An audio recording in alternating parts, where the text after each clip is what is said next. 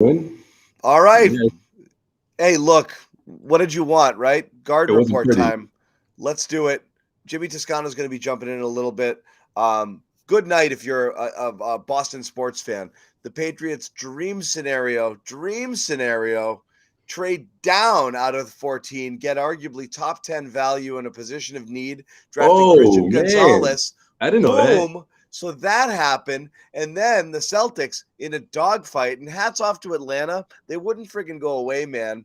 Like, no matter what you did there, they just hung and they hung tough. And this was a fun, entertaining game for 3 quarters, for all the whole game, and Mhm. just lights out basketball for the Celtics down the stretch there. They went on that 14-3 run and kind of like took control, Josue. And that was it, man. All she wrote, they friggin' put it away. And again, this is after a night where we question their focus and their intensity. And I don't think people have questioned what the Celtics do in close games. They just question what they do when they've got leads and Yeah, when they're kind of and they allow themselves to coast. But they manned up here. There was a lot of huge plays down the stretch here, worth talking about. And obviously, we're going to do that. We're going to break down the game. Give out some flowers to the guys who deserve them for their efforts tonight. yeah, man. There's a couple guys for sure. Because there's a couple for sure, and we'll obviously start to look ahead to the Sixers. Celtics did, by the benefit of not having to force a Game 7, at least give themselves a little bit of rest, because they would have had to go Game 7 on Saturday and then Game 1 on Tuesday if they did get all the way through. So now all of this other stuff is a footnote. It's an afterthought. They've advanced, they're past, they're through. Podcast is brought to you, as always, by FanDuel. Go to FanDuel.com/Boston. Sign up. Get that free bonus. Running out of time.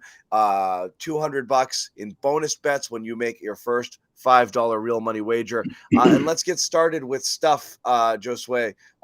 Just your kind of general takeaways of the game here. We could start at the end where they really did make some friggin' big boy plays, but just a lot of interesting stuff to talk about tonight.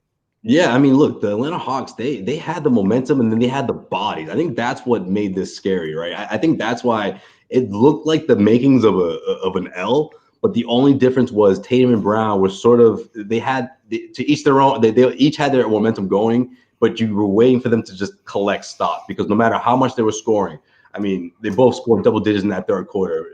Obviously, over 30 points. They're in their bag, but the lead was non-existent. It was 1 point, 2 point. Like the Hawks hung around throughout until like, I don't know, the 8-minute mark in the fourth quarter when the Celtics went on that run. And I think that was the scariest part of this, especially because they were getting comfortable. I mean, guys like Hunter was huge in this one. He was crashing, he was slashing through the lane with ease, with little to no resistance. He's knocking down 3-pointers. And I think that's what made it scary because I'm like, wait a minute, now these guys have bodies. Whereas before, that was never the case. It was Trae Young carrying the load in the fourth quarter and just wowing everyone with his 18 points. He goes off for 18 first quarter points, and it's like deja vu. But the Celtics are not only, the Hawks never got to a big lead, but what made it scary again was because it was the other guys finding their momentum. Bogdanovich finding his outside touch as well. You had Okongwu, man, huge stops, humongous stops down low. Robert Williams giving the Celtics a lot on the defensive end in that first half, but it almost felt like it didn't matter because the Hawks were still getting second chance opportunities off of his block. So this one was a scary one. I mean, I gotta get out all the worst part of this Celtics win, right? And before we start talking about the good stuff, It was scary. yeah, I mean, look, this was easily the most entertaining game of the series, but also probably, if we're talking overall, easily the Hawks' best performance of the series, regardless if it came in the losing effort. I mean, if the Celtics don't go on that run in the fourth quarter, they were in the danger zone. They really were. I truly believe that. They were about 4 minutes away from a game 7. I mean, I want to say when there was like about 90 seconds left, you sort of got the feel like, okay, you can breathe now. The Celtics are going to win this one. But it wasn't. You didn't get that feeling until those final couple of minutes, really. Yeah, I mean, it wasn't. I mean, there was that run there. I mean, where they really put that game away, that 14-3 run, and they got big buckets, they got big stops. I mean, there's some really big boy basketball there. So, again, kudos. Kudos there because they friggin', they answered the bell. Like this game was in question. Until it wasn't. And it wasn't Tatum and Brown like exclusively, right? It wasn't just their show. Marcus Smart hit a couple of good big shots down the stretch. Al Horford deep in the corner for that 3. I mean, those type of looks. That's what That's the recipe for a Celtics win, when other guys are obviously hitting big shots as well, but you're seeing the Celtics put together defensive stops.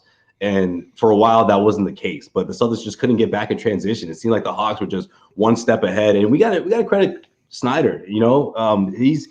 This coaching battle. I mean, I think Joe Mazzulla, he was second guessing himself a lot throughout the series, and it's okay to say that, right? It's not like breaking news. You know what I mean? I think a lot of people would look back and think, man, like at the end of the day, the Celtics had to go on that huge run to complete the series, but Snyder threw a lot of curveballs at Joe Mazzulla, and seeing him put in Grant Williams, I thought was good. It was the right decision. It was an interesting decision, but also waiting to get Rob back in there, I was worried about that. I'm like, where's Rob? Rob needs to finish this game, and he did, and he had a big part. Yeah. And stringing together those stops that the Celtics needed to get their offense going on that big run. He did.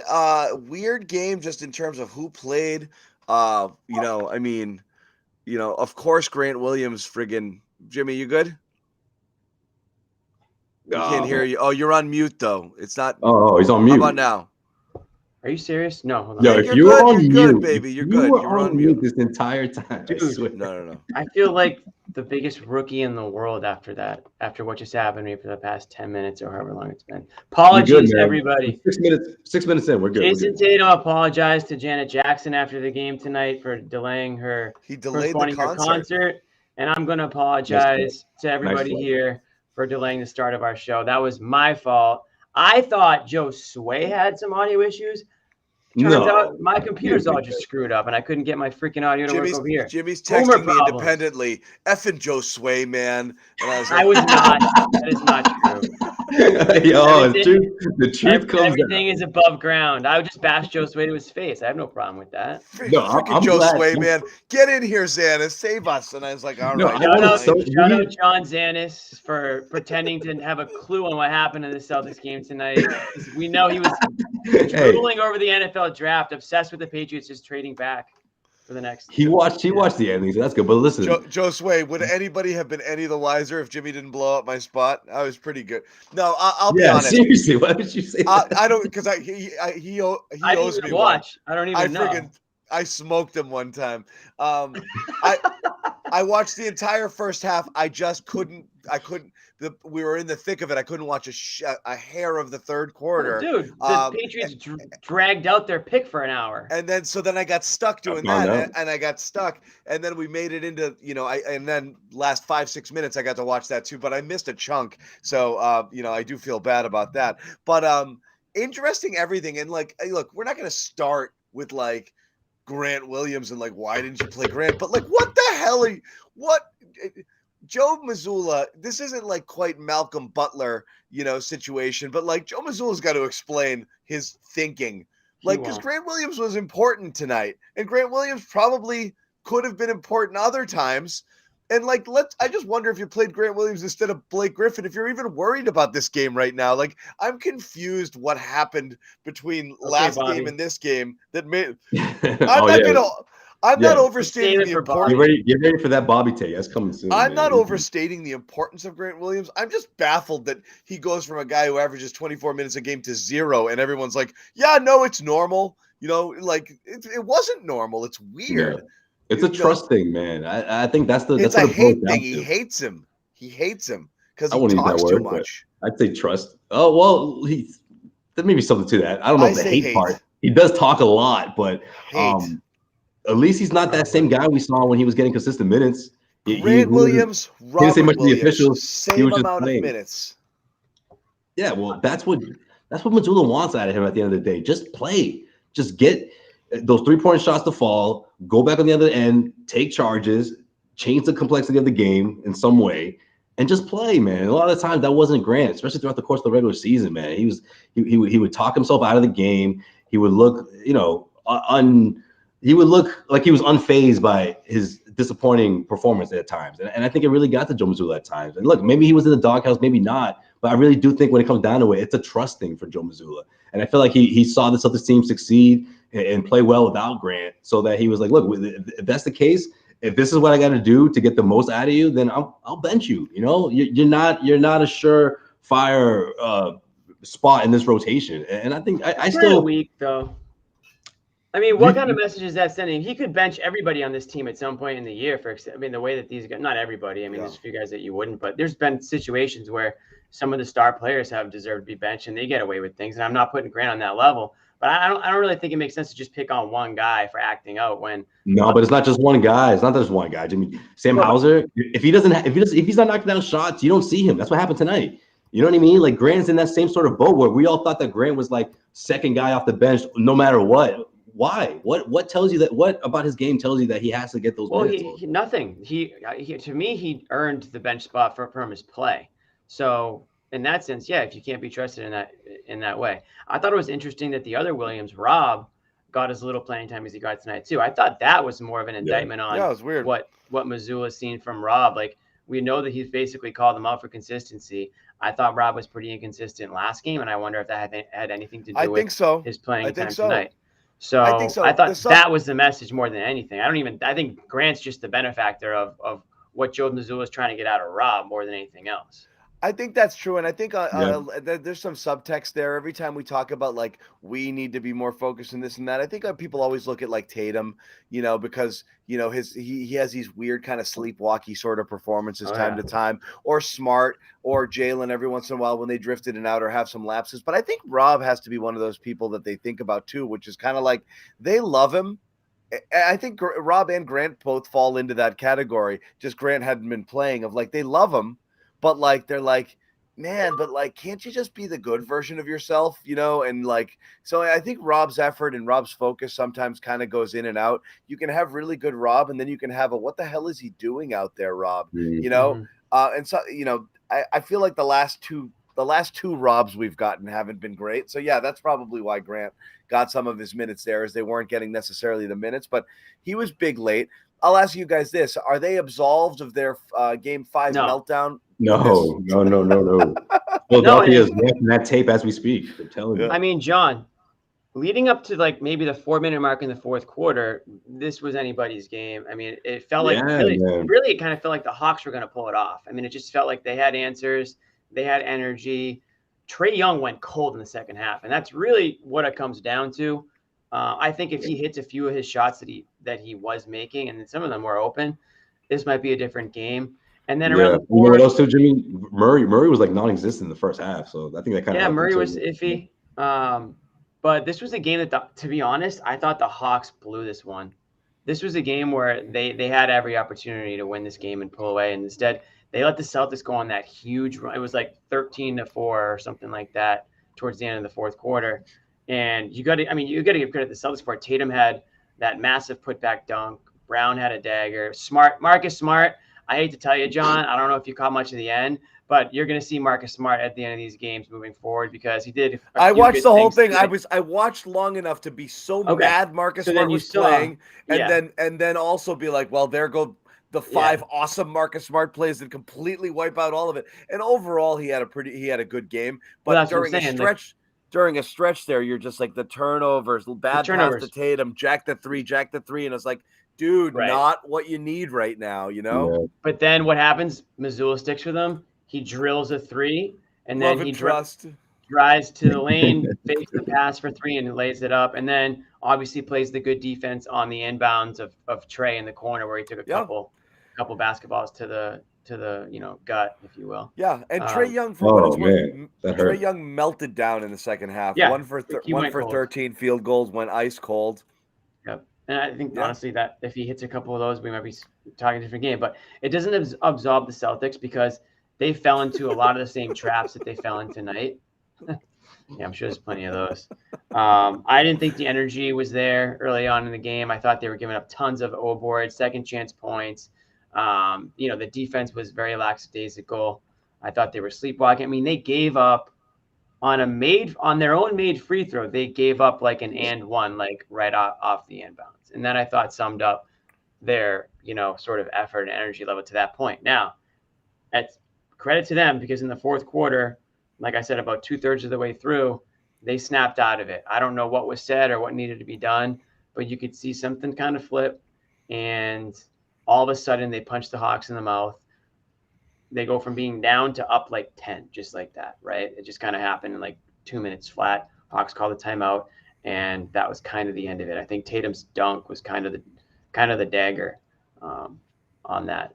So we can officially look towards the Sixers. I don't think we need to break down this game like crazy. I mean, there was a lot of, there's certainly things we can take out of it moving forward. I think there's still some concerns, and I already think we touched upon one of them is the Williams situation. I thought Brown was great tonight in a lot of spurts. I thought, I think he continues to be their best player. He was huge in a couple of big spots tonight. And then, it's him and Tatum at the end of the day. And I thought Tatum was obviously better than he was in Game 5. I'll throw his stat line up here: 30 points, 11 of 20, 4 of 10 from 3, better than 1 through 11, better than last game, obviously. And just showed a little bit more heart, I think, late in that second half. What's up, Sherrod? Speaking of heart. What's going on, fellas? Can you hear me okay? Yes, we can. What a Gucci? game. Listen, other than the fact that you got some pissed off folks who were planning to see Janet Jackson instead of the Atlanta Hawks in the building tonight, and as someone who has actually gone to concerts that Janet Jackson has held and has had when she came to Boston, but her concert in Boston that got totally screwed up, and like a lot of Hawks fans had to see her later down the road. Wasn't happy about that. Fans here weren't happy about that. But the Celtics, they're a happy chap right now. This was a really good game. The weird part about this game was that even though the Celtics I thought played great for the base of the first 5 minutes and the last 5. And they were just solid in between. But the championship caliber team that you expect to see, we saw in the first 5 minutes and the last 5. And that's when they get off to that 12-2 start. Marcus Smart is scoring, getting guys involved, and down the stretch, Smart, Tatum, Brown, they make all the plays that have to be made, and they get the win. And the Hawks just looked to me like a team that just ran out of steam in the end there. Trey could only do so much. He had a hell of I thought last 3 or 4 games, he was really good. And if you're the Celtics, you're glad to be done with these guys because they made you work a hell of a lot harder than you probably thought you would. Bobby's going to get on here a little bit later. Him and we talked a little bit about maybe the Hawks team was a little bit better than I think people thought. But I don't think that was it. I just think the Celtics saw them as a team that barely got their ass into the playoffs, through the play-in game, and we can play around with them. And, bad things happen when you play with your food. When you got it in your plate, you eat well. You eat it up and you keep it moving. You don't play with it. I like how you changed that, Sherrod. Good job. Good work. I'm just saying. I just know that, listen, the Celtics, they're going to be they're going to play better against the Sixers. There's no doubt about it. You're not going to see, I think, what I thought were mental lulls in this series, more so than we've seen typically from these guys. You heard Giannis say it on his post game. Yesterday. There are no losers in sports, John. No, not that quote. The better. You want to have a debate on that quote? Let's do that. No, thank you. Because I love Giannis, but that was a silly quote. I thought of you when he said that, John. But keep moving. The better quote was, "We were playing to win the finals, and they were playing to beat us." That's the best quote he gave because that was honest and dead on about how they viewed the Heat. Maybe that could have been in regards to him taking a game off and thinking they could get away with it, just their general approach. But just thinking like they're thinking ahead, how do we get ourselves ready and prepped for when the serious games begin? And they weren't worried about the here and the now, and they got beat by basically one guy. I mean, and a team that was really banged up themselves. And it wasn't even I mean, it was the games were close, but 4-1. So again, that's kind of what the Celtics were doing here. Is I think their eyes are on way down the road, and not necessarily on this. And last game was definitely a wake up call, but they were in a fight, man, all game long. This was no joke, and it wasn't like a we're sleepwalking through this game again sort of fight. It was like crap, the Hawks are bringing it. Right? Yeah. We breathed life into these guys. Like, we've done something bad. And you were very, very close to potentially a game 7 because you kind of had that same mentality of like, I'm looking ahead towards the final. I'm looking to win a championship. I'm not really paying attention to these guys right now. And they were pretty close to having to come back to Boston, play a game 7. And thankfully, you know, again, they kind of ripped it down the stretch there. So hats off for the late game performance, but they let Atlanta hang around, not just in games, but the series for way too long. They gave them life that Atlanta just didn't deserve.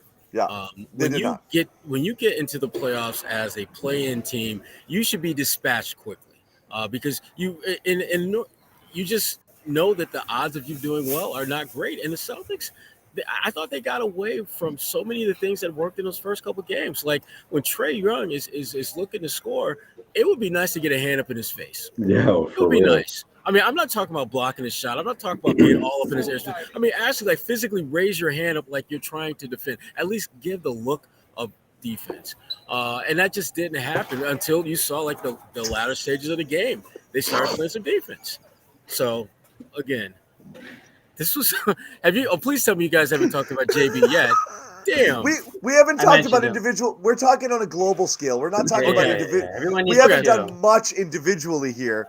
We didn't talk Tatum either. So, we haven't talked Tatum. We barely said Smart. We talked more Grant than anything. Yeah, we're talking globally here. Yeah, but the big picture is this. Jalen was good. Tatum was good. Like, we got it. Like, they were good. Well, you know? I mentioned how they were both cooking, especially after halftime. But Jimmy said something about Jalen. There was no lead there. You know what I mean? So it was like, wait a minute. Like, the Hawks got bodies now. You know, but Sherrod, before you hopped on, I mean, Bogdanovich started getting to the rim. You had Hunter shooting and getting to the rim. DeAndre Hunter, he looks like the second best player on this team right now. John Collins heating up, cooking up. I'm like, wait a minute. All of a sudden, these guys have bodies. They better respond in a big way. And, until that big run into in the fourth quarter. Well, they got in the jam, and so what did they do? In case of emergency, hey, Grant, buddy, let's see what you got for us. And you know what? Brogdon too. I thought Brogdon did some couple plays, especially when it seemed like the Hawks were trying to get into their momentum. I was like, okay, guys, settle down. That was good. I want more of that, more Brogdon at times, and especially when Rob checked back in, because I was getting worried, Sherrod. I was like, when are you going to put Rob back in there? Well, the first half of the game was the Hawks bench just absolutely outplayed the Celtics in every. I mean, it was so bad that every single player in the Hawks had a positive plus minus that came off the bench, and every single Celtic had a negative. Plus minus. Okay, and to me, the fact that the game was still, I mean, the Celtics were up by 1 at the half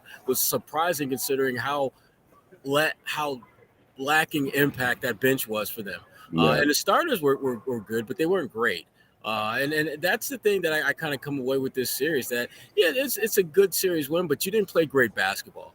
And as you get deeper into the playoffs, and we know this, you have to elevate your play. I mean, Jason Tatum was a 30-plus point per game scorer in the regular season, and he's had 2 games in this series out of 6 where he cracked the 30-point barrier. And no surprise, they won both of those games. So they've got to figure out a way for him to balance that need to get buckets but be efficient.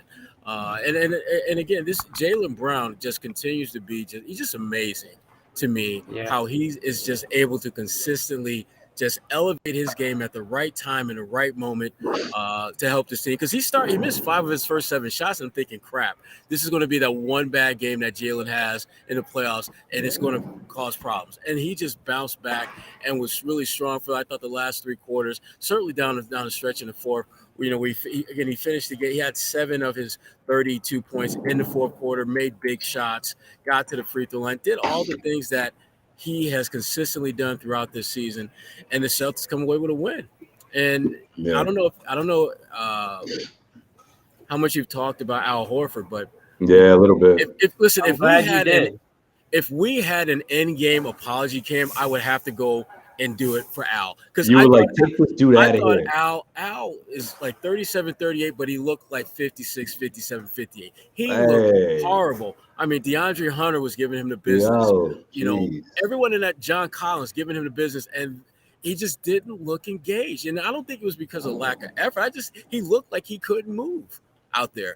And then He's getting rebounds. He sees a shot go down, and next thing you know, he's coming up with some late game daggers that helped him get this win. So shout out to Al Horford for just really stepping his game up down the stretch when they needed him to step up, because I think that was a big part of why Mazzulla kept rotating him and Rob and Grant, and he was looking for somebody who could actually get some work done in that front court, because they were getting their asses kicked on the glass, on the offensive glass, for a large part of this game. And one thing you probably didn't notice, in the fourth quarter, the Celtics were +7 on the boards, and it was the only quarter where they actually seemed to have some semblance of competitiveness and dominance and just more than held their own. And Al Horford obviously had a lot to do with that. So shout out to Al. I'm sorry for thinking you were old and out and just done with it in this game. Damn, Sherrod. How many times does he have to prove that to you, man? Stop it, Jimmy. Stop it, Jimmy. Jimmy, you saw the same game I did. In the first half, Al was not good. No, you're right. I give him so much credit for just kind of putting everything together and just making all those big shots and big plays, defensive plays too. The last 3 minutes of this game might have been the best stretch of defense the Celtics played in the entire postseason thus far. And the whole playoffs, yeah, I agree with that. Atlanta couldn't even inbound the damn ball. I mean, Trey had to throw it off of Marcus twice, and then they say, okay, well, let's go with DeAndre Hunter. We'll have him inbound. And then he's going to throw it off of Al. Yeah, and then when they finally were able to inbound the ball, they threw the shit out of bounds.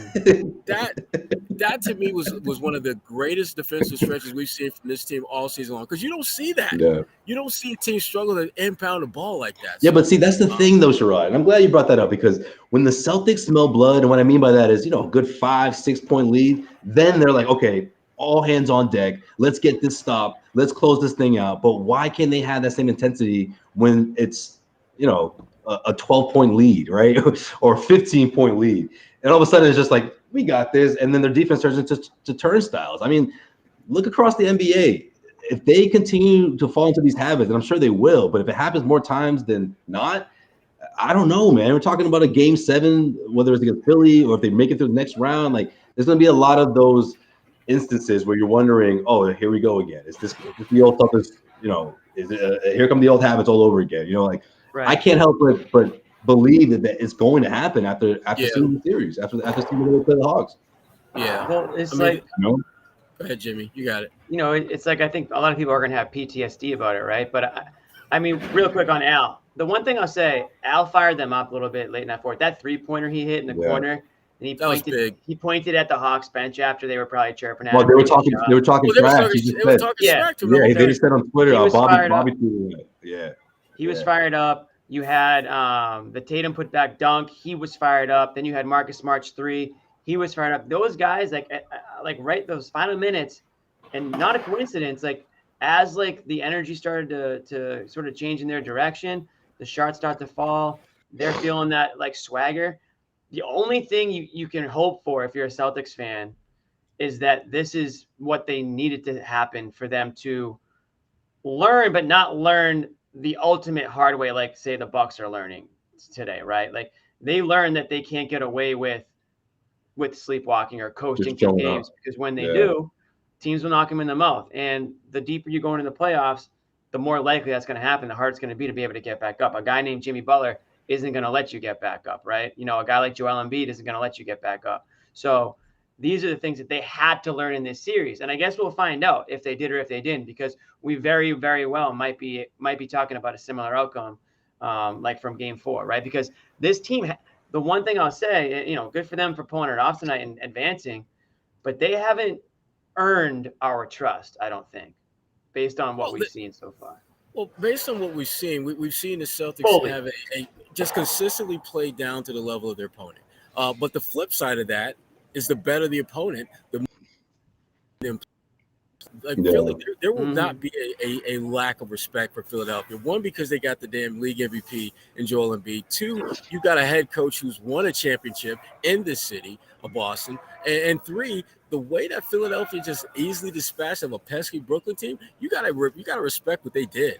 And I don't think that's going to be an issue. In fact, I would not be surprised if the Celtics win that series in 5 games. Because I think that when they're blocked in the way we saw at the first 4 or 5 minutes of this game and the last 4 or 5 minutes, they become absolutely a juggernaut.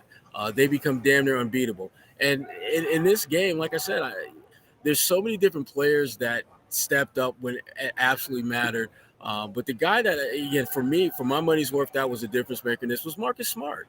One of the issues that everybody drink. Exactly, that's my guy. You know, that's my guy. And when I can talk shit about my guy playing well, I'm going to do that, which is exactly what I'm going to do. Right. Here we go. Marcus set the tone. He's not gonna, he won't cut your name out again, Sherrod. Don't worry, man. You good. He set the tone at the beginning. He made the plays down the stretch, set up guys up. That 3-pointer that he hit, where he basically waited for someone from Atlanta to jump out and rush him, and then he raised up, knocked it down, put him up 124, 116. Those are the kind of plays that, again, you're not going to get them from him every night. Let's not kid ourselves. That ain't happening every night. Yeah, because you were worried when he missed those back-to-back threes, and I was like, okay, Marcus, that's enough. Like that was around the 5-minute mark too. It was like, okay. Oh, that was bad. I texted you guys. I was like, here we go, back-to-back. Yeah. Those are bad shots. Only thing that saved them was the Hawks were breaking them too, right back.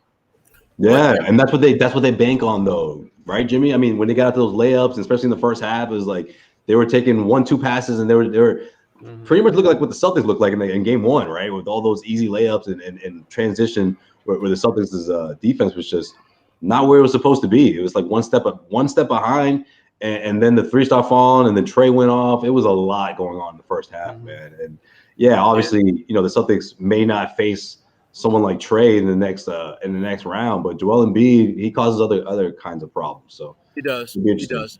Yeah, he causes, tremendous amount of problems with his ability to play really inside out, with that kind of power, that kind of strength. So he's going to be a load. But it was good to see them dust off Grant a little bit, get him ready for the next round. Yeah, they need him. He's Sherrod, this series they need him for sure. Yeah. Were you going to finish your thought on Marcus though? You want to? I'm gonna let it go. I'm not gonna be like Bobby and just talk all about my guy and lemon loaves and. Well, you know what, Sherrod? I will say this is, there's been a lot of people. You're gonna have some baked goods tonight, huh? I wonder where a lot of people, me included, who have been kind of questioning, should it be Marcus playing late in games? Like, why is Brogdon sitting on the bench in situations where maybe they need somebody to get them more in order or calm things down? But tonight was an example of, Marcus Smart takes a couple of I wouldn't even say ill-advised shots, but, he breaks some threes, and Mazzulla sticks with him. And then you kind of see why, because that's the Marcus Smart experience, right? Like you kind of take the good with the bad. Yeah, but I think Joe Mazzulla is getting a better feel for how he has to use his players. I think he did a little bit of that offense defense there for a stretch. With I thought I thought he did a really good job of late in the game just having Grant on the floor with certain matchups instead of Al, because I think Grant does a little bit better job switching out on some of those wings than I think Al does. Like Al, I think Al is like, he can deal with the bigs, he can deal with the little guards, but it's those ones in between I think that kind of give him problems. And I thought Grant in certain situations did a good job of just being present and accounting for and just making the little hustle plays. And to me, like we talked about the other, when he got in, a few nights ago, he kept his mouth shut. He played the game. He didn't talk. He didn't flap his gums. He didn't get frustrated when he got a call that he didn't agree with. He just played. And that, I think he's understanding is how he's going to get back in on the floor. Just simply go out there and play. Don't give us all that other extraneous stuff, because you can't get away with that stuff the way Jason Tatum can or Jaylen Brown can or some of the other guys who have been there, done that, and established their real estate, if you will, when it comes to, having those conversations with refs. So it's good to see Grant focusing on just playing basketball, because they're going to need him to do that more so in this Sixers series. Because I think our good friend Sam Hauser, I don't think we'll see much of him against Philly. I just don't see that. Just doesn't look like a good pairing for him, because frankly, the idea of him having a guard Tobias Harris or Maxey, I'm not crazy about that. Even the Nang kid, I'm not crazy about him either. Georges? So, yeah. Local Georges. Yep, exactly. That's why I mentioned him. I'm not crazy. Niang, like Niang. Yeah, it'll be a tough series for him. He hit a 3-pointer in this one, and it just seemed like he couldn't keep up on defense, and Joe Mazzulla pulled the plug. As he should. Yeah, we didn't see him the rest of the night. So he was everyone that matched up against him had free reign. When Sadiq Bey was in there, go at him. When he's got switched out on Trey, going at him. And the way the Celtics were defending Trey, which kind of bothered me, whenever Trey would get dribble penetration, the big wouldn't really come up in contestants like maybe the last couple minutes there. Where Al did that. It drives me nuts when he beats a guy off the dribble, gets into the paint, and just floats, and the defender is just standing there. I mean, at least get a hand up, and that's the drop coverage, man. It was way too much space. Yeah, way too much space for Philadelphia now is a different animal. You can kind of get away with that a little bit more against Philly, because I just think Philadelphia has some offensive question marks to them outside of Joel Embiid. James Harden is not the same dude that he was 2, 3, 4 years. What about Maxey, Sherrod? I feel like he could have a big series. I don't know. He could, but the thing about Maxey, you got to expose him defensively. I don't think he's a very good defender. I don't think he's a bad defender. I just don't think he's very good. And to me, that's where you got to expose him. You got to get him in situations where he's guys like White and Brogdon should dust him. Yeah, that's true. You got to go beast mode on him. I mean, you got to get Al out there playing away from the basket, and then just have Brogdon or Smart just rolling as if they're just kind of rolling through the baseline and just stop on a block and find them matched with Maxey if you got Embiid out and just go to work. Yeah, I mean, that's what worries me the most about this team moving forward. It's the defense. I just thought the Atlanta Hawks just looked way too comfortable in the last couple of games, especially tonight.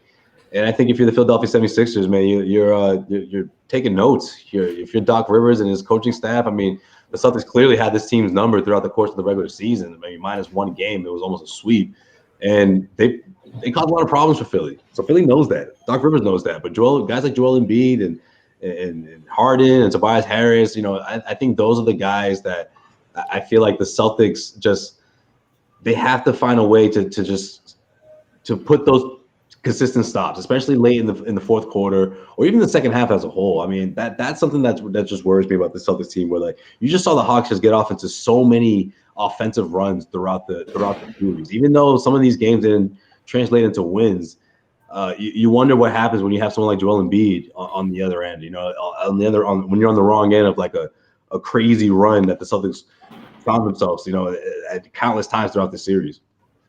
Yeah, and the thing that Philadelphia is going to have, I think, the biggest issues with is just matching up with Tatum and Brown, because one of those guys is going to have, when they're on the floor together, one of them will have a significant mismatch almost every possession. And if you're Philadelphia, how do you match that? And obviously, Joel Embiid is going to have a mismatch damn near every possession. But here's the thing. Joel Embiid is at his best when he's around the basket getting you layups.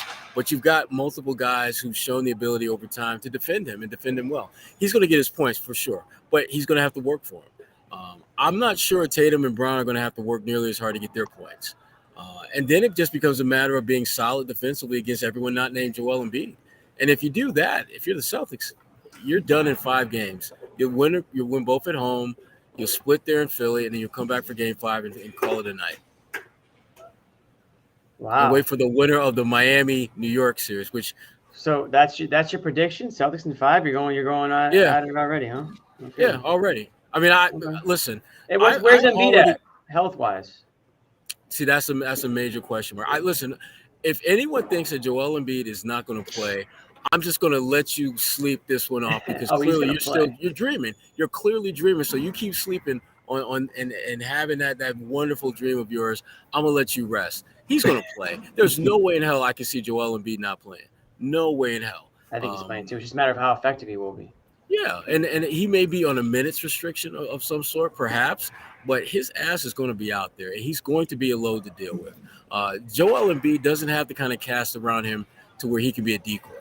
The Celtics will absolutely challenge him to be effective, and if he's just out there just swinging the ball over the guys, the Celtics, they're not going to react to that. They're going to try to play him straight up man to see what they can do in that scenario and see if he's looking to score, if he's looking to just pass to Maxey and Tobias. And I like the Celtics' chances when you've got you're getting a heaping of Maxey and Tobias and 2023 James Harden, because that's the guy that if you're the Celtics, you're cool with that dude.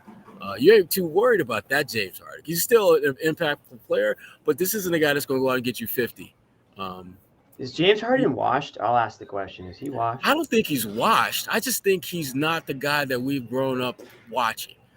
James Harden, to me, he's just on the downside of James Harden life. He's still it just happened sooner than people expected. Yeah, I mean, he still can go out there and get him 20. Yeah, he can still get a double of 20 and 10. But then when you look back on his career, or at least when he was killing it, when he was in his prime like that, and all those deep playoff runs, you can sort of see. Well, obviously, when you coincide with the pandemic and the congested season after the year in the bubble, it's like, well, that kind of makes sense, right? I mean, Harden, he was in a weird situation with the Nets, and we know what he looked like when he came out of that season, a bit out of shape, and I just felt like it all just spelled out for the kind of player that we're seeing today when you consider how old he is and how many mileage he has on those legs. Yeah. Guys, go ahead, Jimmy. Before we get too deep into the Celtics Sixers series, I want to remind everybody that this show is brought to you by our good friends at FanDuel. You bet $5 on FanDuel when you sign up. One day right now. $200 in bonus bets when you go to FanDuel.com/Boston. Not just basketball bets, but you can do some baseball bets right now. With the Red Sox are in play. Crack of the bat, snap of the mitt. Baseball is the season. I know this is a basketball show, but there's only so many basketball games on right now, right? The teams are cut down. With baseball, you got options all over the place. So check out those bets as well.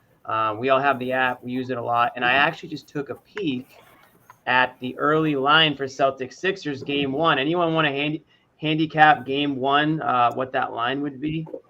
Any guesses? For game 1? Yeah, for guess. Yeah, any game 1 guesses? I'm saying Celtics 3.5. Josue? For game 1, I'm going to say Celtics 5.5. Okay, you're close. It's lower than that. No, it's actually Celtics -7. What? In game 1. They are 7-point favorites for game 1. That's the early line on FanDuel for anyone who's looking to get their. It's because they're at home and the way that they. But still, they're probably thinking. Shout out to FanDuel for coming with a number that makes a brother want to say, "Damn." And if you want to bet the Celtics in the series, they're -290, which means you'd have to bet $290 to win $100, like on top of your $290. So that's just quick little gambling talk. But anyways, just real quick, visit FanDuel.com/Boston. Make every moment more. FanDuel, official partner of Major League Baseball. We're talking about basketball, but also baseball. 21 plus and present in Massachusetts to be a part of this deal. First online real money wager only. $10 first deposit required. Bonuses issued is not withdrawable. Bonus bets expire in 14 days. So once you sign up, you got 14 days to place your Celtics bets, all your Celtics bonus bets. Guys, gambling problem, hope is here. Gambling help line MA.org or call 1-800-327-5050 for 24/7 support. Play it smart from the start. GameSenseMA.com or call 1-800-GAM-1234. I'll just toss this up one more time so you guys can see it. FanDuel.com/Boston and get your bets in on that Celtics -7. So if you think that maybe it's going to be a closer game, maybe you bet against the Celtics. I don't know, but either way, they're feeling good right now. Tatum's feeling good. Who's your MVP of the series? I think it's an easy answer. This series? Yeah, the first series. Jaylen Brown. Yeah. Jaylen. Let's talk about Jaylen Brown for a minute so nobody says that we never talk about Jaylen Brown. Jaylen Brown's the MVP. Jaylen Brown, I don't even think it's close. It's not. When you look at it, it's not so, and it isn't just the points that he scored, it's the impact that those points made. It's the timing of those points. His scoring came typically when Atlanta was either making a run or the Celtics needed some little oomph to get over the hump. Tatum, now game 6 tonight, Tatum made some big shots down the stretch, no doubt about that. But if you're talking about the totality of this 6-game series, it's easily Jaylen Brown. Yeah, I agree with that for sure. I think he was a constant threat on offense. Even when he would, like you said, the way he started off, he would have missed. Sometimes he would miss 2-3 shots, but then he would respond in a big way. Was never down on himself. Was never the guy that we sometimes characterized him as, the guy with the shoulder slumps when it wasn't going his way and not engaging with his teammates. That we saw a different version of Jaylen. And well, I shouldn't say that because this is the version that carried over from those pretty much since the All-Star break, or even a little bit before that, the second half Jaylen, if you will. And I just think that approach is just such a thorn in opposing teams' side, where a lot of teams are game planning for Tatum, shading double teams towards Tatum, and Jalen just capitalizes not only in the half court set, but when he gets out in transition. I mean, he's one of the first guys up the floor, and he's just sort of looking ahead to the next play at times, where I feel like sometimes we would also give Jalen a hard time. I'm sure our viewers will remind us that he was sort of check out sometimes mentally, you know what I mean? And not in like a bad way, but sort of like, wait, hey, come on, wake up. You know what I mean? Like Marcus sometimes has to say, hey, Jalen, get there, or he'll make a mistake on defense, where we're not seeing that pretty much at all throughout the postseason, at least up until this point. So yeah, I agree with that for sure. I think Jalen's your MVP, at least for this series. He's been your MVP for the second half of the regular season and the first series. Like, he's still going strong, right? He hasn't slowed down one bit. He's been huge for them. I love his attitude going into these playoffs. He was a killer last playoffs too. I mean, don't forget, he was kind of the guy I'm talking about last season, that kind of stepped up his game. So he definitely has that. I'm not going to say anyone's on Jimmy Butler's level, but I think if anyone on the Celtics has that in them somewhere, seems like he might to some extent. I still think he's not like Mr. Fourth Quarter like Butler is. Certainly not. I mean, I think that's probably one part of his game that he can work on, is maybe just becoming a little bit more of a focal point. Maybe he's just a product of the offense or what, but sometimes you just have to go get yours and just be the guy. And I think that he has that in him. He's showing that. So shout out to him. I want to say shout out to Mikhail one more time. Get a good look at this, guys. This is actually from a Hawks fan. Must be the only Hawks fan, right? I didn't think they had a fan base, but shout out to Mikhail. Stop hating on the Hawks, man. Listen, man. It's bad enough that they had to play this damn game, in lieu of the Janet Jackson concert, man. Come on. Do you think anyone? There were definitely a couple people that give us some insight on that. Like, right? How does that happen? Is that just the box office blatantly being like, there's no way the series is going 6? Like, how do you have that scheduling conflict? Well, the fact is that they had a tentative plan in case this happened, which they have their own in case of emergency. This is what we're going to pivot to, and that's what they've done with the Janet Jackson concert. But to their credit, think about this: the Hawks were playing in a playing game against a team that appeared to be better than them. And so the thinking was that they're probably going to lose. And if they lose another game, then they're out of the playoffs altogether. So when they finally get in and they're playing, the team with the second best record in the NBA, you're thinking this might go 4 or 5 games. So let's get Jan in for that game 6 spot. But in case some miracle, are still playing. Because Sherrod, those are two very different fan bases. It's not like the Janet Jackson crowd is just like, oh, it's all good. It was probably going to be on Friday. Go Hawks. Like, they have no idea. They're probably making their plans for a Thursday night show. And then the Hawks win. They're like, wait, why does this affect our plans? Oh, actually, it does, because State Farm Arena is going to have that game no matter what on Thursday. I think it's funny. Right. And that's I think certainly if the Hawks had a better seeding for the playoffs, I don't think they would have booked it. I think they would have just said, there's a chance that we may have them play. But this, I get it. I put it this way. I always look at these type of things where what would I have done if I were like State Farm Arena folks, and I would have absolutely booked Janet Jackson for Game 6. Hell yeah. Because I'm thinking I wouldn't have. I'm thinking there's not going to be a Game 6. Whoa. So I can't. Yeah, I can't be mad. If I had to guess, though, it's probably her people being like, look, this is our preferred day. So if you guys are that confident about it, let's just keep it Thursday then. We'll book it. We'll keep it on Thursday. Right. And in worst case scenario, you just slip to a slightly different arena the following day. So, either way, that conversation had to be had. Like, this isn't something that we're just guessing and speculating. No, they had this conversation. And Josue, it doesn't fall into the category of uncomfortable conversations. Hell no. It's business. I would say it's just business. I would say there's probably like Janet Jackson's got like a little bit of a probably older fan base.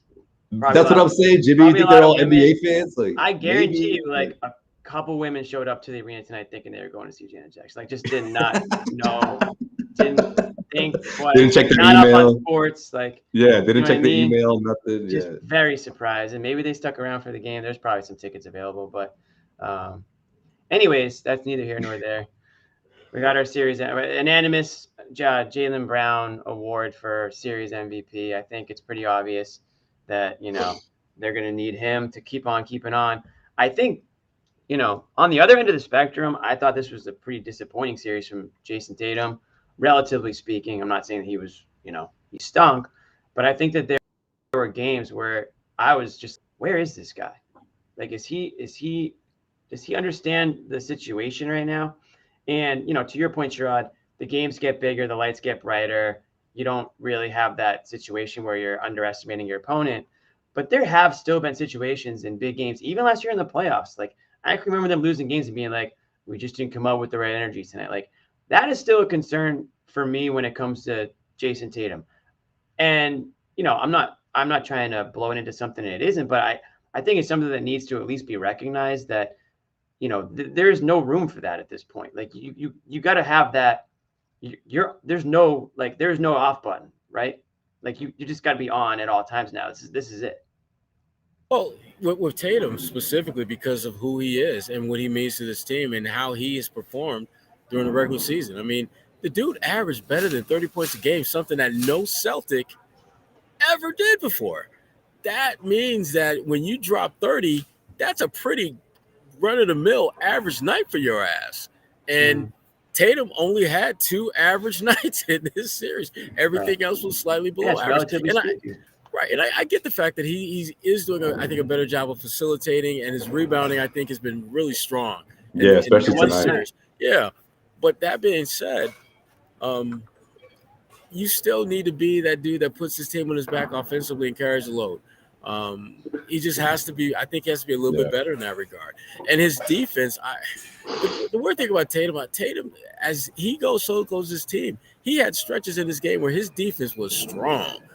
Contesting shots, blocking shots, or at least contesting and altering them. And then he had stretches where it's just like, where you at, bro? Where you at? That can't be going forward. You can't let Tobias Harris get wide open looks.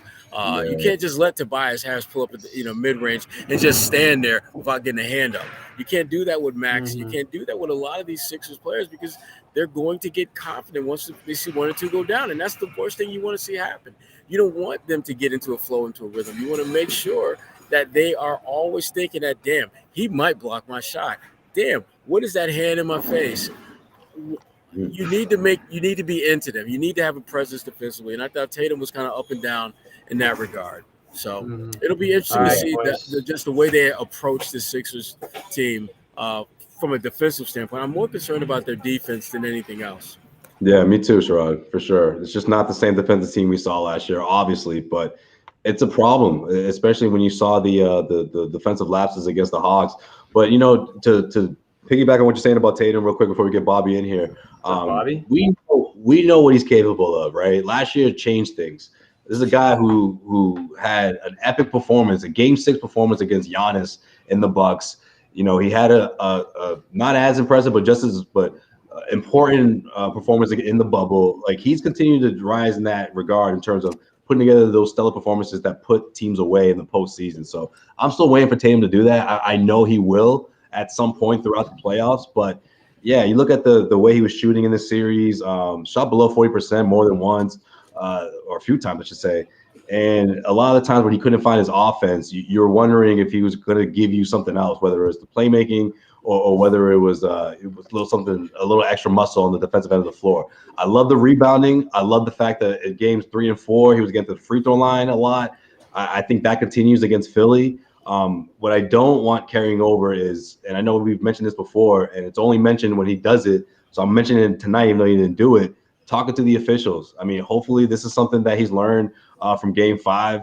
Hopefully behind closed doors, Joe Mazzulla was running that tape being like, you had a big part in this loss because of the, you know what I mean? Like, I hope somewhat of uncomfortable conversations occasionally happens between Joe Mazzulla and Jason Tatum. If I had to guess, probably not, but there's still some slimmer of hope that at least after Game 5, they had some sort of talk about his overall behavior with the officials, because it's not only worth talking about, but it could cost you a game again in the postseason. You don't want that to happen.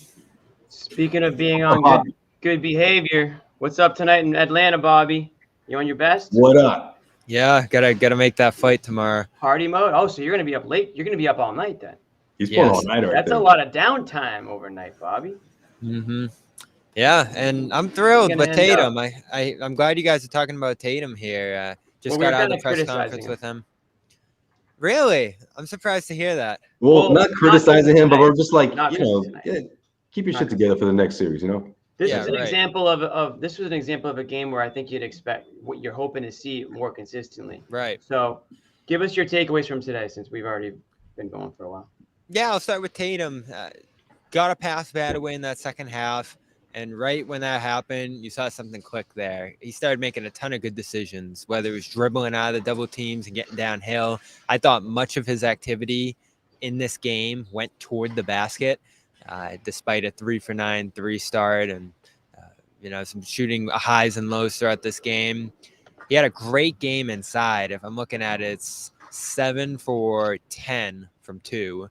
Of course, 4 free throws, you'd like a little bit more, but he wasn't getting a ton of calls throughout this series. 7 assists, no turnovers, some defensive plays, and then, of course, all the rebounding that Josue mentioned helped them win that battle unbelievably. They fought so hard on the boards in this series. He's a big part of that. All the gang rebounding. Guys made plays up and down the lineup. Loved Al's late energy. Just great intensity and competitiveness from this group tonight. You saw them really rise to a tough moment with the crowd going crazy, with a Game 7 looming. They trailed by 7 a couple times in the second half, and they had no answer for Trae Young right up until the end. So I know we're all looking at this series now and rolling our eyes and saying, oh man, like this went way longer than it should have. Not enough rest for Philly. Blew Game 5. But at the end of the day, and this is something they stressed tonight, and I agree with it, the Hawks are better than we thought. They just challenged the Celtics constantly throughout this series in so many different ways. I think it's going to end up being a pretty good test for them, handling rebounding, finding lineups, finding coverages to solve stars who are scoring at will against them, and then, of course, bouncing back from a brutal loss the way they did here tonight. I'm still so impressed, and they've done it last couple of years here. They've had some devastating losses that they've shrugged off, gone back on a plane, landed, taken the court, and taken care of. I mean, Game 5 against Milwaukee last year, Game 6 against the Heat, Game 5 against this team. Those looked like rock bottom moments for this team, and we killed them for just kind of shrugging and saying, whatever, on to the next one. But that's how they've handled this. And as frustrating as that can be to hear, it feels like that's how they go about handling adversity at this point. And in their business. I'm just going to, Bobby, I'm going to have to respectfully disagree with you about the Hawks a little bit. Because here's the thing. While I agree that they may not have been as bad as we thought they were, this thing should have been over in 5 games. There's 7 turnovers in the fourth quarter. And Joe Mazzulla, I asked him about that pregame, and Joe Mazzulla was pretty damn honest and straight about it. That it was on us. Those turnovers were our fault. You hit the wrong button, Jim. I was trying to get Sherrod. You're good. And so that, to me, means this thing should have been over in 5 games, particularly when you look at the fact that the Hawks won that game, won a last-second buzzer beater in a quarter in which you turned the ball over 7 times, in which the Hawks, your opponent, had very little to do with that. So, no, Hawks may have been a little bit better than you thought, but this should not have gone 6 games. At most, this was 5. And that's on the Celtics why it went 5, not the Hawks being better. The Celtics didn't do the job they're supposed to. Yeah. I'm kind of I think I'm leaning towards Sherrod on that. I think talent-wise, we know this team is much more talented than the Hawks were.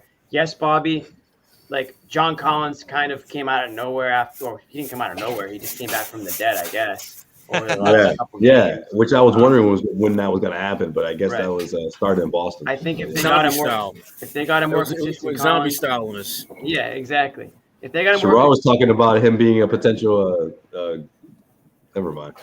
Actually, Josue, you gonna make? I heard Max's voice in my ear. I'm about to go Cedric Maxwell on you in a minute. I don't know what that No, it was a good take. I'm not gonna. I won't expose your take. All good. Regardless, I think the one thing I'll say about the Hawks, and maybe this is kind of like a cop-out answer, is that they played hard. Like they played probably above their talent level. They fought back against the Celtics. Aside from Game 1, that was kind of a weird. I thought that was an exception game, and I thought that maybe let the Celtics get a little bit too cocky in this one, in this series. And that's kind of, you can't do that against another NBA team, because no NBA team is going to be that bad to lose, a series in that fashion. So I give the Hawks credit for fighting back the way they did. They kept the games interesting. Celtics pulled away in the end because at the end of the day, they were the more talented team. And when they just played defense, that was the difference a lot of times, in the outcomes. And tonight we saw them turn on the Jets defensively. Bobby, you were in there with Sherrod tonight. I mean, what did you see differently in that fourth quarter, maybe the second half of that fourth quarter? They started preventing on Young. I thought that was probably the best look they gave him all game. I like Grant out there being able to switch and stick with him speed-wise. I'm going to harp on that coming out of this series because they narrowly avoided losing Grant, I think, here. And I've said this all year. Through all these benchings and DNPs and limited minute games, you end up needing him tonight with Horford foul trouble, with Rob out of this game pretty much all night. They need a 4 who could switch, who could play the perimeter and guard inside. And did he have some shaky rebounding moments? Yes. Did he miss some shots in the fourth quarter that didn't look great? Yeah. Mm-hmm. But he ends up being a part of that versatile defensive attack late that closed this game out. I think the offense probably did more to close this out, but still, he's a floor spacer. And that's what I talk about with Grant.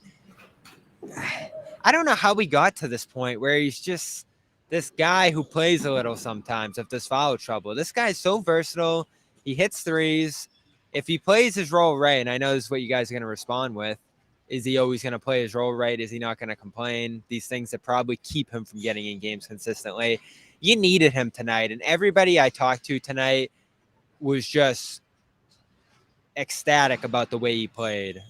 Horford said he was so key. Smart, too. Joe said he played a tremendous game. So, incidentally, right before a series where you're going to need him, I thought Grant was a huge part of that second half tonight. I would agree. Yeah. I thought Grant, he did what you're supposed to do when you're a player like him, and that is make the most of the role that you have. And I thought he did a great job of that. Other than, he had the one foul the foul that he committed under the basket that was an and one.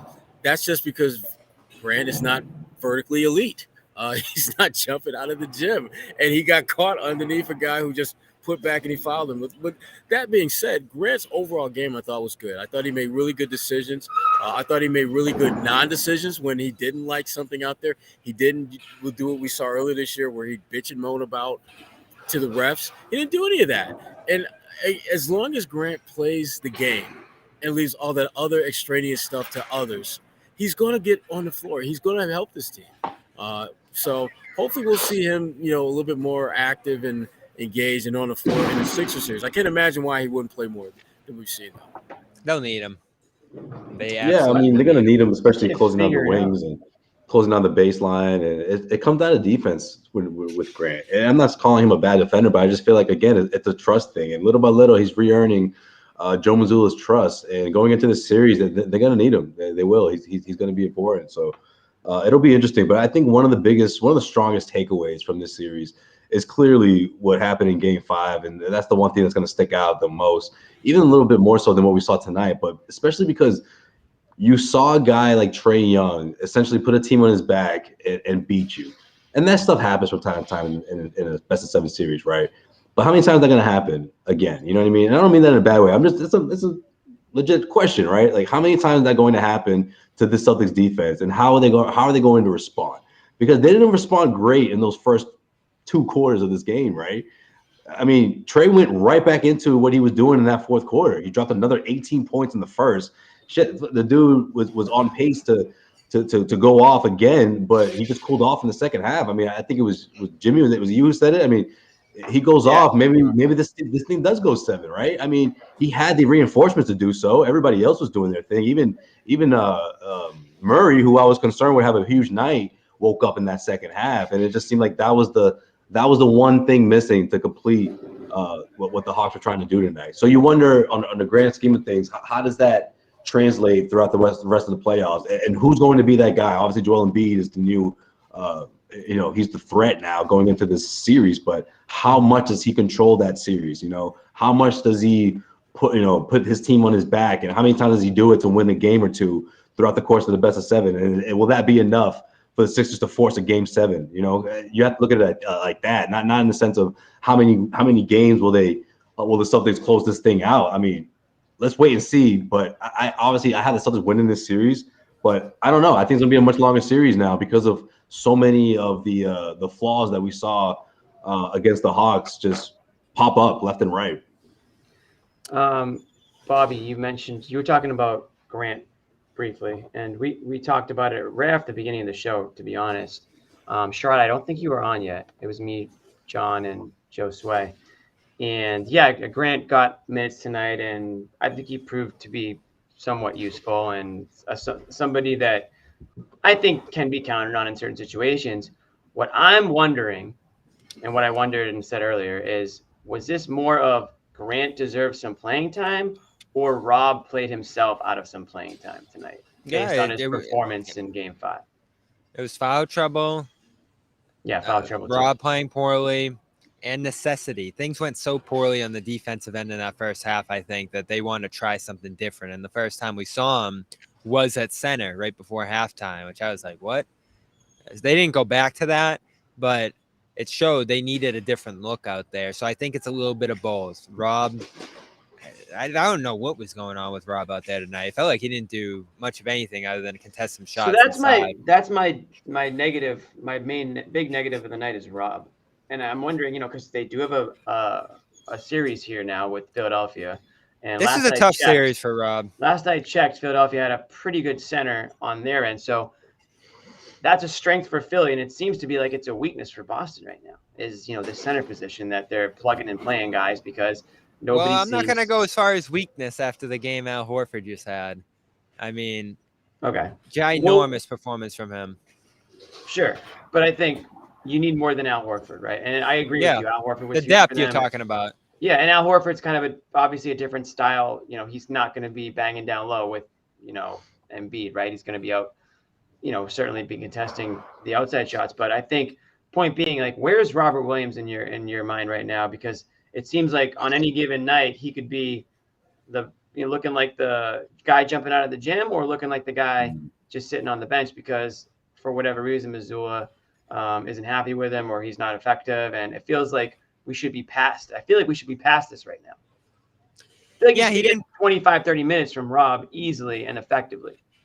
Yeah, he didn't play an amazing series. Now, him being out there makes all the difference in the world. You look at the amount of shots he contested tonight, and then you look at 3 blocks and 2 steals. I mean, that's a bonus in 17 minutes for a guy coming off your bench. But that's what he is right now. Horford's going to be that point man on Embiid, I hope, right? I remember last game, Grant covered Embiid so much more than Horford did, which frustrated me, and I thought it was a big reason they gave up 52 to him. Yeah, so I hope they flip that a little bit here, but they're going to need either Al or Grant on the floor at all times with Rob, I think, because I don't see him covering pick and rolls effectively against Embiid and Harden. I don't see him being the guy who fronts Embiid in the post. So they're going to have to put him on a PJ Tucker or one of those Philly wings that they hope isn't going to hurt him and have him playing in that middle area, which they try to do for a lot of this series. It just got weird in this series, I think, Jimmy, because Horford was already dropping. And then Rob was playing off Hunter and some of these other guys. And honestly, they kept hitting threes over him and beating him on the backside. So he couldn't find a place to play defensively out there. They were killing him in the pick and roll. He was fouling in some of these games. And then you always go back to the conditioning, too. What was that huge game he had? I'm trying to forget. I'm forgetting. One of the games, his best game of the series. He looked exhausted after it. So the consistency with him is what you question. The matchup, I think, is a tough one for him. So this is why I say Grant's got to be ready to go. And I hope tonight was enough of a warm-up for Grant to be able to play 20, 30 minutes in the Philly series. Whoa. Did you say 30? You think Grant's going to play 30? I have 2 guys. I was looking at the first, that 20 I could see. I don't see Grant giving you 30 in this against Joe. I don't see that. Unless you're going double big. And we saw some where of the are those problems minutes coming from? Going double big. I think they're coming from Rob. I think they're coming from one of the guards. I think they're going to play bigger in this series. Yeah, I think you need Grant. Whew. Bobby.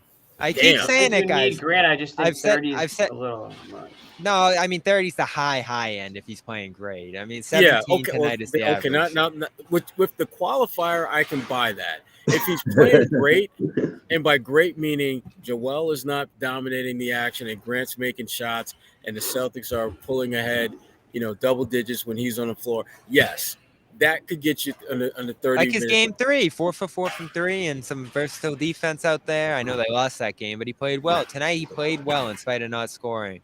I just don't get it. I mean, Jimmy, why isn't he playing? I can't figure. Why isn't Grant playing? Yeah. Because Josue thinks that, John thinks Mazzulla hates Grant, and Josue thinks that he doesn't trust Grant. That's what I keep hearing, right? He doesn't trust him. I keep hearing his situation, what he's going through. It's strange. It's so strange to me because, listen, when Ime was here, Ime had his gripes with him as a player, and they certainly went at it. As much as any two players. Because he's obnoxious a little bit? Yeah. Yes, but I'm saying Ime didn't have him taking DMPs last year. He didn't give a single DMP to Grant last year. He didn't have this kind of depth, though. Yeah, I was going to say, the playlist was a little bit different. Fair enough. Fair enough. Yeah. But who's ahead of him at this point? Like Muscala can't play. Well, what about Hauser? Is Hauser out now? I've said all along, Grant gives you more than Hauser. And Hauser had a nice game 5 in this series before they lost. That was about it. I mean, he came into this game for a couple minutes tonight and got run off the floor. Blake? He played I think 4 minutes. Yeah. Total. Which is crazy. Might see a little Blake in this series. I could see maybe some foul trouble. I can see Blake because I see Blake as the player that could get under Joel's skin a little bit. I absolutely see Blake being an irritant. That and it's personal with Blake, man. The whole what happened in the Clippers and Doc Rivers. I just think something about him he wants to stick it to Doc, man. Blake is still and Mazzulla knows that. Mazzulla respects that. He likes that type of energy, so he's here for that. So he'll unleash Blake for sure in the series. Yeah, and Blake's role may just simply to be out there to get under Joel's skin. Like if Joel catches the ball in the block, Blake's just foul the hell out of him hard. Yep. Hard. And if Joel gets mad and wants to get in Blake's face, be there for that smoke. Exactly. Don't back away from that smoke. If I'm Mazzulla, you want that. You applaud that. Get him upset. Oh yeah. Embiid career playoffs against the Celtics. What do you guys think of that number? 1-8. That's bad. Thank you, Bobby. That's bad. Like you said, man, not a rivalry. Oh, don't forget the sweep that sweep they had with against him and Simmons and he's hurt. Remember, sprained LCL. This happens every year with him. I don't think Harden's 100%. He's playing, Bobby. Don't do it. I'm not saying he's not going to play, but I just wonder what they'll look like. And this is already a tough matchup for them. Yeah, I could see him playing limited minutes, him being on some type of minutes restriction. I could absolutely see that. And then I can see him just saying, F that, I'm going to stay out here and play. Leg limping. Doc Rivers wants to keep his job. He's going to play Joel as long as Joel will play. And remember, they didn't play. I know they swept the Nets, but they didn't play that well. No. They were on the ropes in some of these games. Embiid had a bad series. I think he averaged close to 20. The Nets lost that series more so than I thought Philly wanted. There were multiple games where Joel Embiid was in major foul trouble, and Brooklyn did not go at him once. In game 3, where Joel had 5 fouls with 2 or 3 minutes to play, and they did not run a single play where they attacked him. Why no? And then at the very end of the game, if I think on one of the last possessions, Joel makes this great block. But I'm thinking you do realize if you'd have went at him 2 or 3 times before that, he might not have been on the floor to make that block. So, Philly, I thought they played solid. To me, the way they played against Brooklyn very similar to how the Celtics played against Atlanta. They played well enough to move on to the next round, but by no means did you see the best version of who they are in that series, because they'll be better against Boston. We'll do a deep dive on this, I'm sure, and I hate to make a prediction this early, Jimmy, because I haven't already did all the numbers. All right, without listening to Sherrod's prediction, oh, there it is. He couldn't even let you. Couldn't even wait. All right, what do you got, Bobby? I'm sure that's not going to sway you. I hesitate to say this because it would, but it wouldn't be me if it wasn't. Is he going to say a sweep? He's going to say sweep. I think the Celtics are going to sweep this series. Oh, 6 games, guys. Yes. You heard it here first. And I was torn. One extreme or the other with this guy. I was torn, Jimmy. Bobby. I was torn, Jimmy, because I think Embiid's playing at a high enough level this year to, on his own, push it 6, but he's hurt. So that secured my confidence in saying. That's 2 losses. That's 2 losses. All right, between 2 of you, yeah, I think it's 6 games.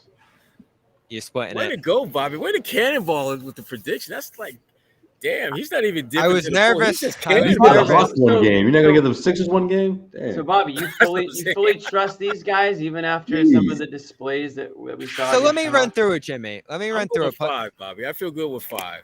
Let me run through it. Are you going, Sherrod? Are you going gentleman sweep 5, or are you just going 5? I'm going 5. Philly's going to make it interesting. It's tough to sweep. It is. Gentleman sweep. There's going to be a couple games where Philly's going to play well enough to have a shot at winning that they'll just find a way to blow it in the end. But it'll go 5. I feel that. I feel good about 5. Okay. Yeah. 3 home games for the Boston fans. Okay. What were you going to say, Bobby? I'm just running through this. And I haven't dove into everything on this series yet. Maxey, it's hard to play him against the Celtics. They always find him and exploit him.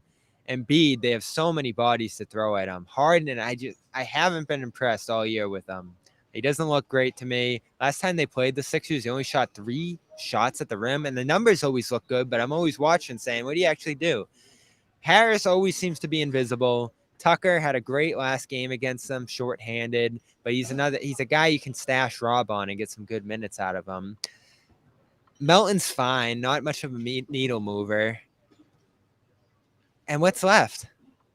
I mean, Embiid's amazing. And again, Embiid's playing at such a higher level this year than these past series. He threw up the 1 and 8.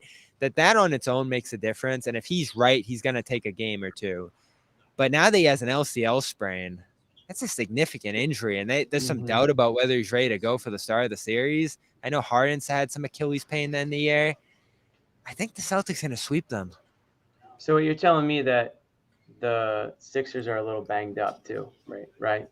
They probably could use some athletic greens, guys. Not to get you guys know briefly about the other sponsor of our show today. Our very good friends over at AG1 Athletic Greens. So head over to elm/garden for a free 1-year supply of vitamin D and 5 free travel packs with your first purchase. You guys by now know all about Athletic Greens. We talk about them on the show a lot because we all use them.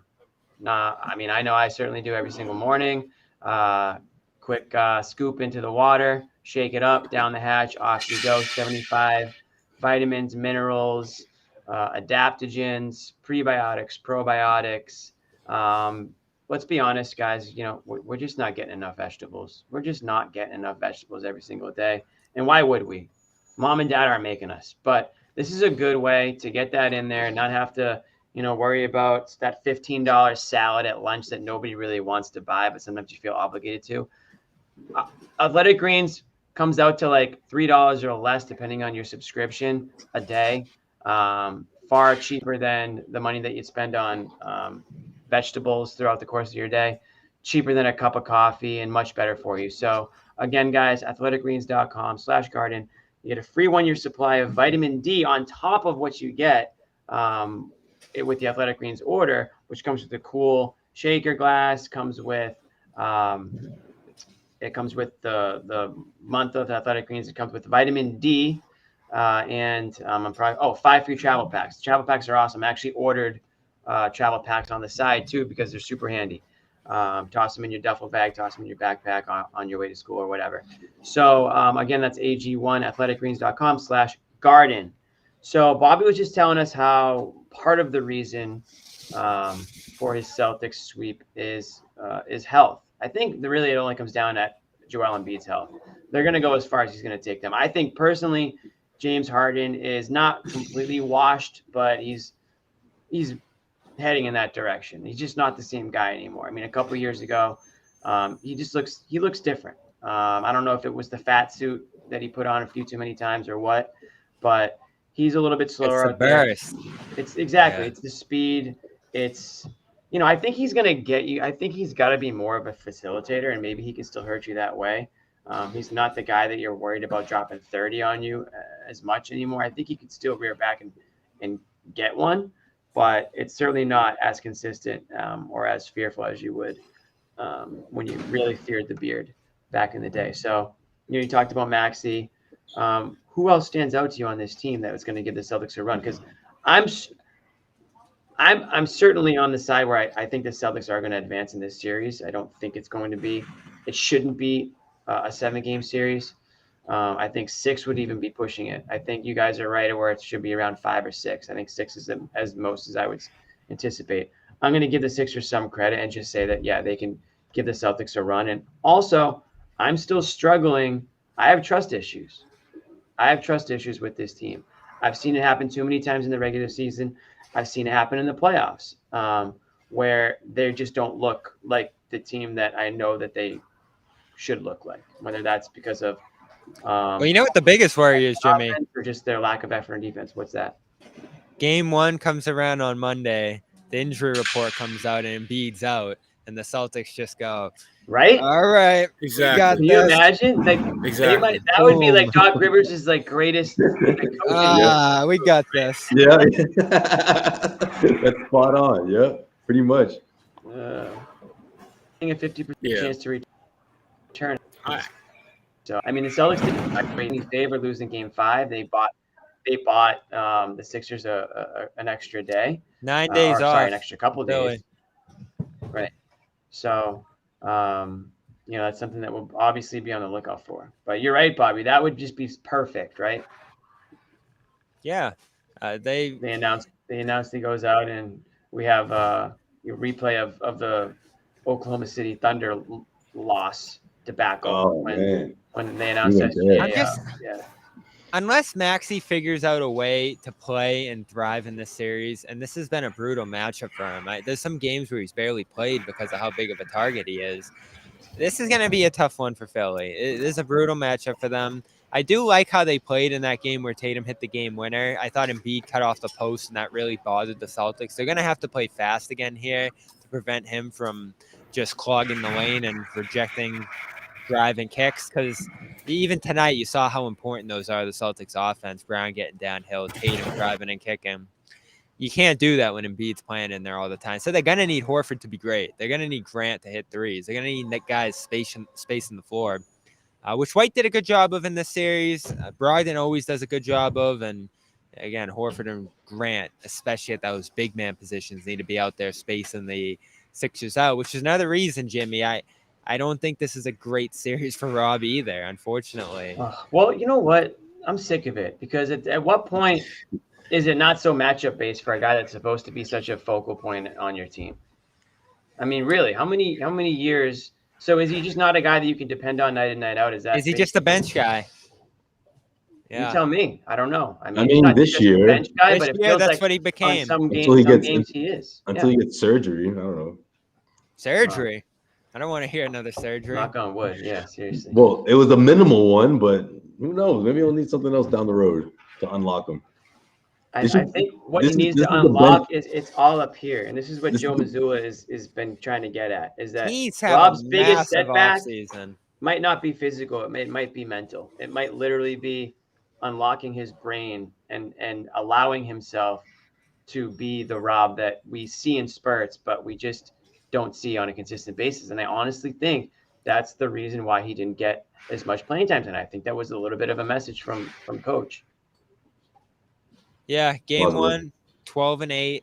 Game 2, 8-5. 4-5 in game 3. Game 4 was the big one, 13-15, where everyone was praising him. Comes back with 10-7. All right, fine in the loss. But it was a weak 10-7. 4-6 tonight. Yeah. I mean, and I know not everything Rob does is based on the box score. You have to watch, and you have to see how he just him being out there makes a difference. Right. But you always dream. Again, game 4, we're sitting there dreaming. We're like, man, how involved he was in the offense, all these rebounds. how aggressive he played. This could be Rob. And then it's just back to the little things. And you love the little things from him. Just him being out there is a massive difference. But you're always dreaming of Rob becoming something that can take over a game. And instead it just, as you said, Jimmy, becomes a little more subtle. Right. Facts, my dog.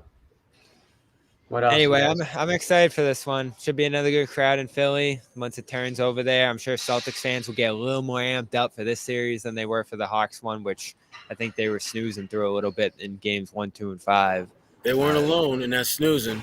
Yeah, for real. You guys got any comments on? I mean, I think we got to at least comment on the Bucks. Did we got any comments on how the other series kind of shook out here? I mean, Bobby, should we go full apology cam for what happened in Cleveland, or do you want to just gloss over that? How do you want to approach that? It's twofold.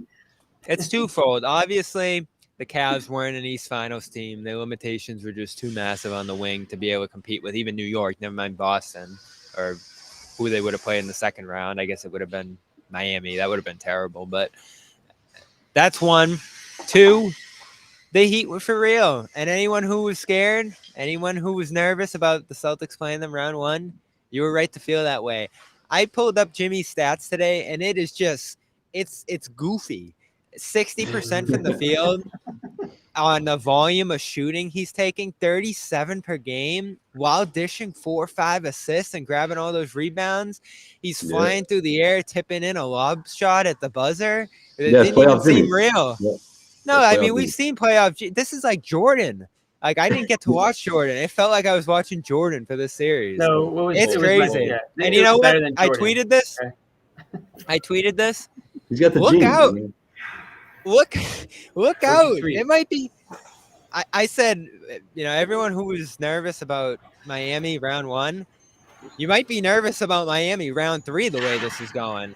I mean, it might be a Boston-Miami East Finals. And they lost Hero, too. I mean, these guys literally, they had no reason to beat this Bucks team the way I'm picking the Knicks. I'm picking the Knicks over them because I am too. And this is the other side of this conversation. The Bucks coaching staff, Bud obviously, just sat there and watched them shoot over drops. They never threw many doubles or traps on him or got the ball out of his hands. They just kind of watched him destroy him all series. And that's the epitome of Bud, I think. And it's hard to imagine him coming back as coach after that. Just a disastrous loss from Milwaukee. They were the title favorites. To lose 4-1 round 1. Sherrod, you've been around longer than me. I can't remember a playoff loss worse than this. I know Giannis got hurt, but he was out there for the last 2 losses. Yeah, I mean, this one's going to be hard for Bud to survive. Because not just losing in the first round, but the way they lost. And he's not going to get a pass because Giannis missed a game. Because even without Giannis, you still should have been able to be more competitive and win, at least 2-3 games. But you got gentlemen swept by a team that had to basically claw their way into the postseason. I mean, this is bad for Bud. I would not be surprised if we see as early as tomorrow, but it's let go. Would not shock me at all. Really? I mean, these things happen quickly. I mean, you look at what's happened in the last couple of weeks, and we should call it a failure. And there's no failure in sports, Jimmy. You know that. There's no failure. I'm glad you brought that up, Jimmy, because it leads into my next point. Because look, a team like the Bucks with the season that they had. It's a failure, but I feel like what it's Giannis not a failure. I was gonna say, what Giannis did though? What Giannis did when he stood at that podium and was taking those questions is he personified the loss. He took it personal because he was getting the questions about his free throw shooting. What he missed 12, a dozen from the line in that one. He's getting pressured about if there's something that it was mechanical in his release or anything like that. So I felt like he was taking the blame as if the guy was saying, Giannis, are you a failure? Like that's what he heard. You know what I mean? Like that's what Giannis heard. And he didn't even spaz. He like politely he held himself back. And explained himself. The thing that I love about Giannis is he does take all defeats personal. Because for him it is especially when he feels at fault. Yes, it's not about money or any of that other stuff. It's about winning basketball championships. When he doesn't do that, it hurts him. You can literally see the hurt that he's going through, and you don't see that from most players. You just don't see it. It's just like, yeah, well, we got next year. He looked tired, man. He's just like, damn. Yeah. I don't want to answer this type of question after what just happened right now. Like, and to his credit, his response was priceless. It was a thoughtful response, and I think you can take take his response and really apply it to a lot of things in life. But I think when you're talking about a sports team or a company and you have a specific goal and you miss that goal, well, if that was the main purpose of the project or whatever, then yeah, in that aspect, it was a failure. That doesn't mean that you couldn't learn something new about yourself or grow and all that good stuff along the way. So it's all about perspective, I guess. But at the end of the day, if the Celtics lost to the Hawks tonight and then lost Game 7, we're not sitting here and Jason Tatum says, well, it wasn't a failure because, the difference is Giannis has we're not going to accept that. Like, sure. But so then he knows he knows obviously the difference between success and failure, right? And again, it's maybe it's not that black and white, but I do think that, when it comes to sports, if you have a specific goal and like, let's say like, for example, you have expectations are set. You're a team that the 1 seed people are, and you should be expecting to go pretty damn far into the playoffs and to lose in the first round. I mean, you can pick whatever words you want, but I think you kind of failed in your conquest for whatever your goals were that series. So, anyways, that's that series, and we also have, so Knicks beat the Cavs. I think the Knicks are a tough team. I agree with you, Bobby. I think Knicks would take it over the Heat. Maybe if Hero's in, that's a little different. I just think the Knicks, and again, I don't know what Randall's status is either. I know he sprained his ankle again or re-injured his ankle. So they're dealing with a couple issues on their own. But, man, is it good? This might be controversial because the Knicks fans are insufferable. But it's good. Sherrod, you can probably back me up on this. It's good that the Knicks are good. It's good for basketball that the Knicks are good. Well, it's just good for basketball because it's something new and different. I mean, it's been so damn long that they. Oh no! Do we lose Sherrod? We lost Sherrod. Typical He Knicks. He didn't plug in his laptop. You think he just ran out of battery? I think he ran out of battery. That looks like the system just shut down. You've seen that before. Josue's been on the other end of that before. He knows what that looks like. Sure, I have, Jimmy. I will salute. Relevant. Oh no, he's good. Oh, he's back from the dead. Sherrod, you there? Repeat that, Sherrod. We got you now. We missed everything you said, Sherrod. Really? Okay. I'll sum it up for you. Yes, it's good that the Knicks are good, but the reason they're good, the reason it's good is because they've been irrelevant for so damn long. Yeah. So it's just something new and different, and that to me that's why it's significant because this is not the norm for the New York Knicks.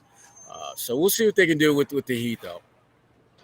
What do you expect? Yeah, I mean, it's great because obviously the Madison Square Garden is the Mecca and the history, and people love playing there. And Knicks fans are crazy, man. They're bitter, they're enthusiastic. So yeah, all that stuff's good for the game. But the reason I love it is because of the free agent that they signed. Jalen Brunson. Coming into that situation, there was some skepticism if he was the guy, and some Knicks fans, some of that fan base, or some of the city was like, man, how do you miss out on trading for Donovan Mitchell? And then he goes out there and knocks that guy out when the Cleveland Cavaliers was not only the favorite, but one of the teams that people had as a dark horse to get to the Eastern Conference Finals. Like that's huge, man. And I'm so happy for Brunson, just the kind of player that he is, the hardworking point guard, and give you a little bit of something on both ends of the floor type of production.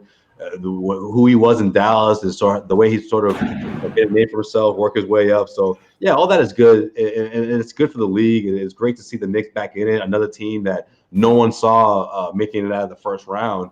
But I'm going with the Heat, man. I think the Heat get back to the Eastern Conference Finals. I think Jimmy Butler, what he's doing right now is not only obviously made himself the best player right now in the playoffs, but it's also galvanized that team. And I think when stuff like that happens, it resonates, especially for a team that's been together as long as the Miami Heat have been, that core of guys. And especially when one of your guys is down in Tyler Hero. I think that helped things as well. But this is big, though. I clearly didn't see this coming. I'm not going to act like I did. So if they're able to pull this thing off, man, you got to give props to not only the Heat culture, if you will, but to Eric Spoelstra for putting these guys in a position to win. For sure. So that's going on out there. Celtics have their own second round series to worry about now. That comes to you guys on Monday, right? What is that? Is that Monday? Do we have that on here?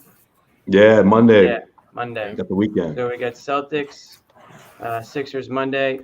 You guys will be there, I'm sure. Josue, Sherrod, Bobby had to bounce. They said he said they were unscrewing his table. He sends his love, and we appreciate all you guys who stuck around tonight. It was a late one, so we want to also thank FanDuel for their support. That's FanDuel.com/Boston. $5, $10 deposit, $5 bet. You get $200 bonus. You can put it on the Celtics Sixers series. So that's FanDuel.com/Boston. And then once again, our guys at AG1 athleticgreens.com/garden for 1 year supply of vitamin D, 5 free travel packs, and a step forward in your health. So thank you guys, Sherrod, Josue. We will see you guys Monday. Guys. TD Garden. Round 2. You guys have a good weekend. And again, thanks everybody for checking in.